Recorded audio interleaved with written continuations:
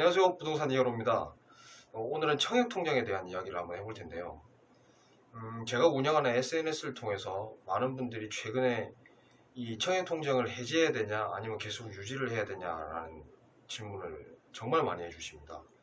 근데 제 짐작으로는 그런 질문을 하시는 분들은 대부분 2주택자 이상일 것으로 짐작을 하는데, 그 이유가 현재 청약 제도를 볼 때는 일단 2주택자는 1순위 청약 자체가 불가능하죠. 그리고 현재 서울이나 경기도에 이제 입지 좋은 아파트 같은 경우에는 보통 당첨 가점이 60점대 중반 이상을 이제 상회합니다. 근데 이제 2주택자 이상이 되면 이 무주택 기간이 일단 점수가 전혀 없으니까 전반적으로 60점대 중반 이상을 상회하는 당첨 가점이라면 사실 경쟁 자체가 안 되죠. 그리고 어떻게 해서든 이게 당첨을 받는 경우가 있더라도 결국은 2주택자 이상은 LTV가 0입니다. 즉 대출이 전혀 실행이 안 된다는 이야기죠. 그렇다면 당첨받은 분양권을 유지하기 위해서는 결국은 지렛대를 활용할 수 없이 결국은 내 개인 자금으로 오로지 이제 유지를 해야 된다는 이야기인데, 그렇게 되면 자금에 대한 부담이 또 굉장히 커지겠죠.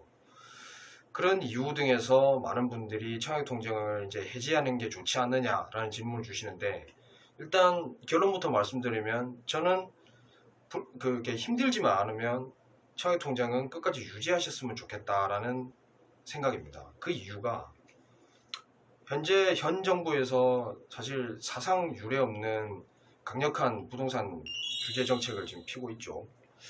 근데 이제 과거 사례를 보면 이전 정권에서 좀 강력한 규제를 가했다면 다음 정권에서는 상대적으로 완화된 정책을 가해왔고, 이게 계속 이렇게 순환되는 그런 형태를 보였었습니다. 물론 다음에도 그런 추세가 이어질 것으로 예상하고 있습니다. 그렇다면 다음에 당장 정권이 바뀐다라고는 장담할 수 없겠죠. 근데 언젠가는 정권이 바뀌고 이제 강화 정책도 언젠가는 완화 정책으로 돌아설 겁니다. 그 이유가, 그렇게 예상하는 이유가 부동산 분야뿐만이 아니라 어느 분야든 마찬가지지만 어느 한쪽으로 편중돼서는 결국은 문제가 생길 수밖에 없죠. 그렇기 때문에 그 문제가 발생되기 전에 부동산 규제도 결국은 완화된 정책으로 언젠가는 바뀔 수밖에 없다는 이야기죠. 그렇다면 그 기간이 언제가 걸리건 청약통장을 계속 유지하고 있으면 그 기간 동안 계속 가점은 쌓이게 될 것입니다. 그 말은 곧 이 청약통장은 시간이 지나면 지날수록 점점 가치가 높아지는 통장이 되겠죠. 그러면 지금 당장은 쓸 수가 없더라도 다주택자 입장에서 청약통장을 내 사정이 너무 어렵지만 않으면 계속 유지만 하면 결국은 언젠가는 사용할 수 있을 것이고, 그 사용하는 시점이 되면 지금보다는 훨씬 가치가 높은 청약통장이 되어 있을 것이라고 저는 생각을 합니다.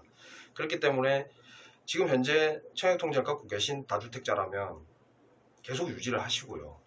만약에 언젠가 해지를 하셨거나 사용을 하셨다 그러면 지금 당장 만드셔서 다시 가치가 높아질 청약통장으로 유지를 하셨으면 좋겠다라는 생각입니다. 오늘 내용은 여기까지고요.